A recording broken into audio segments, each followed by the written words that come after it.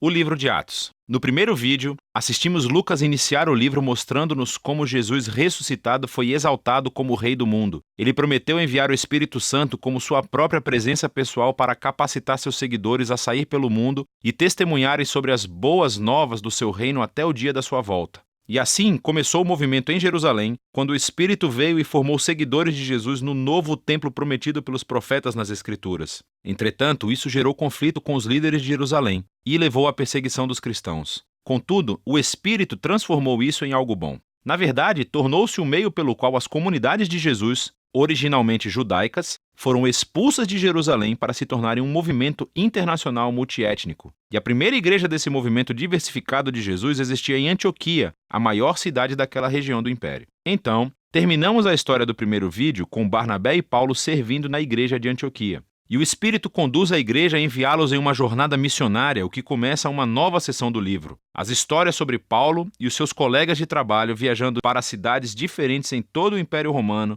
anunciando as boas novas que Jesus é rei. A primeira missão é no interior, em um lugar chamado de Ásia Menor, localizada onde hoje é a Turquia, e termina com uma reunião importante dos apóstolos de volta a Jerusalém. A segunda missão é pela Ásia Menor e em seguida pela Grécia Antiga. E por fim, a terceira missão é por todo aquele mesmo território, novamente, e isso conclui a viagem de Paulo de volta a Jerusalém. Ao reencontrar todas essas histórias, Lucas destacou um importante número de temas, repetindo-os. Primeiro, é a missão contínua a Israel. Toda vez que Paulo entra em uma nova cidade, ele sempre vai primeiro a uma sinagoga judaica para compartilhar sobre o Rei Jesus que foi ressuscitado e como ele está formando uma nova família multiétnica de Deus. Agora, mais frequentemente, muitas pessoas reconhecem Jesus como o Messias, mas algumas se opõem a Paulo. Às vezes, eles até mesmo o expulsam da cidade como um rebelde perigoso que se opõe à Torá e à tradição judaica. E essa tensão culmina após a primeira viagem, levando a uma reunião importante em Jerusalém. Paulo descobre que há alguns cristãos judeus em Antioquia, e eles alegam que, a menos que as pessoas não judias se convertam ao judaísmo através da prática da circuncisão, do Shabat e da obediência às leis de alimento kosher, eles não poderão tornar-se parte da família de Jesus. Mas Paulo e Barnabé discordam radicalmente. Então eles levam o debate a uma reunião da liderança em Jerusalém. E nessa reunião, Pedro, Paulo e Tiago, o irmão de Jesus, demonstram a partir das Escrituras e das suas experiências que o plano de Deus sempre inclui as nações como parte da sua nova aliança. Então, eles escrevem uma carta exigindo que não-judeus cristãos parem de participar de sacrifícios do templo pagão. Mas eles não os obrigam a adotar uma identidade étnica judaica ou obedecer às leis da Torá. Essa decisão foi inovadora para a história do movimento de Jesus. Jesus é o Messias judeu, mas ele também é o Rei ressuscitado de todas as nações. Assim, a filiação de alguém ao seu povo não se baseia em identidade étnica ou obediência às leis da Torá. É simplesmente baseada na fé em Jesus e em seguir os seus ensinos. E essa é a realidade multiétnica do movimento de Jesus que nos leva ao próximo tema, o qual Lucas quer que vejamos nas viagens missionárias. Ou seja,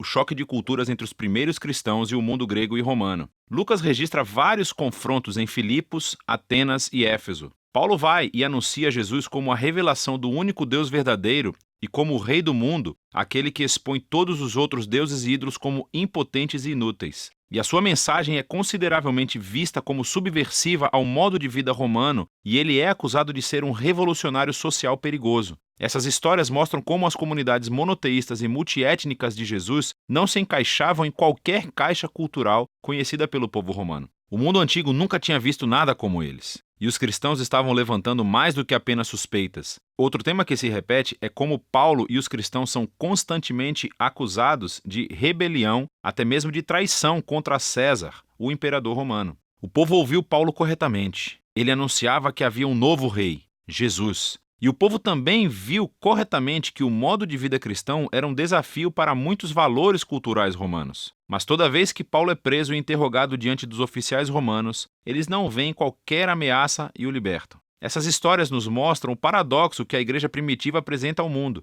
Era um movimento messiânico judaico, mas era etnicamente diverso, cheia de comunidades que tratavam homens e mulheres, ricos e pobres, escravos e livres, todos como iguais. E todos eles eram fiéis somente ao Rei Jesus e a nenhum outro rei ou Deus. E assim, a sua própria existência vira os principais valores da cultura romana de cabeça para baixo. Entretanto, Os cristãos não representavam nenhuma ameaça militar, pois Jesus os ensinou a ser pessoas de paz. Então, o único crime do qual Paulo e os cristãos podem ser acusados é o de não se conformarem com o status quo. A seção final do livro retorna o foco para o testemunho de Paulo que está se espalhando de Jerusalém até Roma. A sua jornada missionária final termina em Jerusalém, onde ele é precedido pela sua reputação controversa. Ele é atacado pelo povo judeu que pensa que ele traiu a Israel, o que atrai a atenção dos soldados romanos que consideram Paulo um terrorista do Egito, dando início a uma rebelião, e então ele é preso. A partir daqui, Paulo é posto em julgamento. Primeiro, diante dos líderes judeus do Sinédrio em Jerusalém. Em seguida,